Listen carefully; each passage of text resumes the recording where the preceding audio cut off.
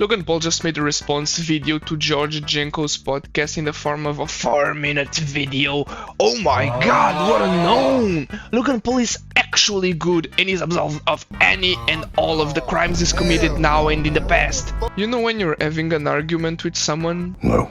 So you meticulously lay out your points and explain every single one of them carefully in order not to be misinterpreted. And then the guy you're arguing with just hits you with, "No, you're wrong," and then just walks off. What? Well, looks like your favorite jungle explorer Logan Paul did the exact equivalent of that to George's video. I mean, if someone makes a 2-hour podcast talking about you, there's no way you can defend yourself in a 4-minute video. I don't care if you're Eminem or the fastest speaker alive, buzzing out 1,000 words per second, but you're always bound to put some of the stuff out of context and leave out important bits. I mean, but what else could have Logan done to answer? Well, now that I remember, Quite got accused for being a groomer a few years back, so he just waited in silence for some time, while he gathered enough evidence to show his innocence without a shadow of doubt, and then successfully cleared his name. Logan could maybe have done that, but I think that in the long run, he could have been monetarily affected and lost some sponsors, maybe. Maybe that's why he felt pressured into answering and not staying quiet. That's just my theory. And I hope that everyone knows that this other channel that Logan runs is him trying to be more hip, like the cool kids, but it's only PR speak. Last time he posted there, it was to legally threaten someone for spreading misinformation about his terrible drink, Prime. While you're at it. We'll accept an apology within the next 48 hours, otherwise you're going to be representing yourself in a miserable courtroom for lying about our brand. Oh, guys, look at me. I fit in with all of you. Let me just silence someone with legal action like all the other regular middle-class citizens do. Also, don't forget about CryptoZoo. Never forget about CryptoZoo. Logan also apologized and said a whole bunch of sweet nothings, basically pillow talking his audience. Where did that get us? Thank you, CoffeeZilla. You're not a criminal. This is my 3-step plan to fix it. 3-step plan my ass! Logan Paul's entire life is one big act. Why do you think he's so good in the WWE? Because he's got an entire life of acting! Brother should just straight up jump into Hollywood. Anyway, and without any further ado, let's put on our ACTHUALLY glasses and see if this 4-minute response video is a good defense or not. I had to start my own show because we're not making money on the show and I'm getting pushed out. You made money on the show. I can show you my books. I was spending 10 G's a month being on the show. All right, let's talk about this. Obviously, I wasn't on the podcast to represent myself, so I'd like to clarify a few things that were said. As well as having his own credit card, all expenses related to the show were paid for, including all travel and lodging. Obviously, George's total reimbursement came out to $20,000, 317 cents. I'd love to see any books that show otherwise. Spending $120,000 a year to be on a show is a little confusing. So in this first clip, George is referring to one specific point in time where Logan made fun of George's beliefs. This is where the podcast hit rock bottom. So he also didn't get paid a lot of money, to my understanding, in this month. Listen, you can cut clips out of context. I know that you need to make 4-minute videos talking really fast to keep your audience of children below the age of 13 entertained, but you need to give full context of the videos. So if Logan, a massive internet celebrity with more than 20 million subscribers, can't do his job properly, I'll do it for him. Here's the full clip sped up because it's a long one. When Logan came after me for my religion, the show hit rock bottom and we weren't getting paid. I was getting paid $5,000 a month and that's covering just Reed. I have a mortgage, I have my sister that works for me, I have Belle, I'm trying to get married, I had all these things. So I had to start my own show because we're not making money on the show and I'm getting pushed out of the show. Well, at the time we weren't making money. You made money on the show. But at the time, we're a couple months. How much money did you make over the course I can show you my books. I was spending 10 G's a month being on the show. Right. Doesn't look that good when you put it into context, does it, Logan? 4 minutes is obviously not enough for you to react and answer. You're also putting stuff out of context by cutting them. Great! You pay George! You're a great boss! You pay your employees! Imagine being a boss and flexing that you pay your employees. Nah, I'ma do my own thing and not pay you because I'm based and black-pilled. George was talking about the reason why he started this podcast in his last months on the show and why he left.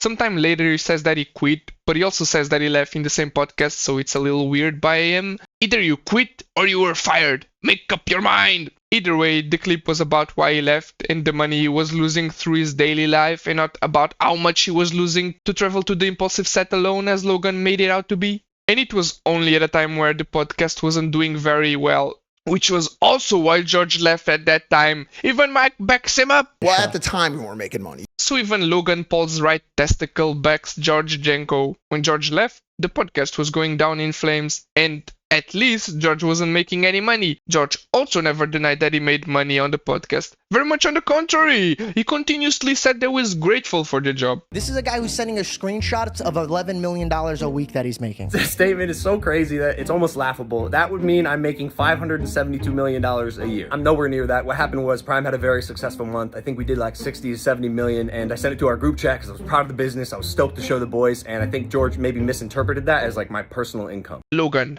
I don't know if you've been hit way too many times in the head by KSI or all of the WWE's jumbling your brain, but George saying that you were sending screenshots of good weeks doesn't mean that he's implying that that's what you were making in a year. Just like the previous clip where George said that he was losing 10k a month doesn't mean that it was every month. Okay, if I have 3k views on some videos, it doesn't mean that all of my videos have 3k views. Guys, listen. I'm not a douchebag. I'm just sending my friends how much money I make while I only pay them 5k, alright? Why? Because I own them. If it weren't for me, they wouldn't amount to dirt. Also, that clip from the money you were making was in context to another subject. This is a guy who's sending us screenshots of $11 million a week that he's making, okay? And on top of that, we never got any money from Prime, and we own that show. So technically, we should have gotten a percentage of that. I never asked for it like the way you did. I stayed the fuck out of it. I didn't care. So the clip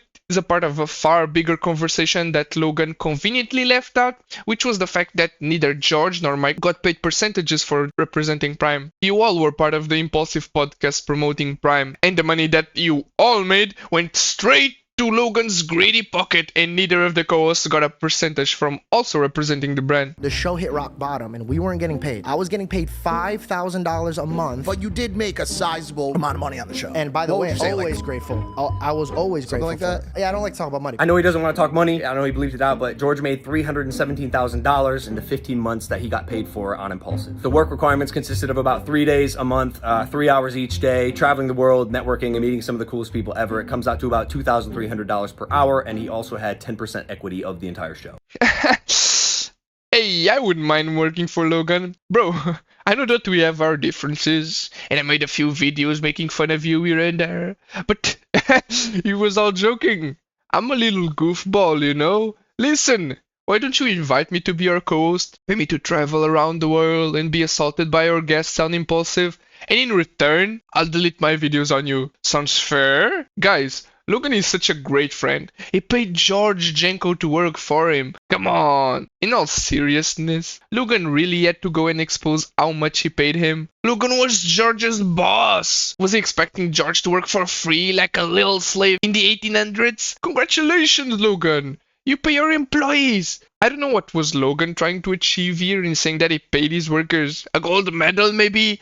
Boss of the year. Pays for work. 5 stars. You paid your employee what he was worth. People liked George's presence on the podcast. They tuned in also to see him and his perspective on different topics. And George also worked hard for the money you paid him. Somewhat of a douche move to expose how much he paid George after he said he didn't like talking about money. But we all know Logan is the #1 douchebag on the internet. And let's take a closer look at how much money he made. Surprise, surprise! There's a month where George made 5k. What? Could it be that George was talking about that month? Who knows? Not you, not Caleb, not Kevin, not Dylan. Nobody fucking called me when I got fired. George did not get fired. He quit. I'll touch on that in a second. But after he quit, I called him frequently. I reached out. I wanted to reconcile the friendship. I invited him to my birthday party and WrestleMania and even my ranch a few weeks later. He chose not to come. He also unfollowed all the people he mentioned on Instagram, which is maybe why they didn't call him. I don't know. I can't speak for them, but he still does not follow them to this day. I can agree with Logan here. George keeps contradicting himself. Sometimes he says that he got fired. Other times he said that he quit. I also have no idea. I have a theory though. A game theory. So you know when your company is trying to make you quit, so it just starts giving you less and less things to do, and you start thinking that you're not needed anymore, basically forcing you to quit instead of firing you. I think that this is what happened to George. Logan stopped giving him as much stuff to do, so George quit. But in his head, he was also fired.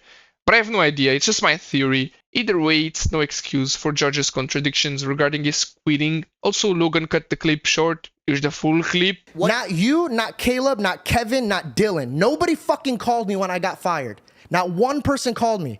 You know what I get a call from? Logan saying, at least Mike wouldn't do this. And an hour later, calls me and they say, No way!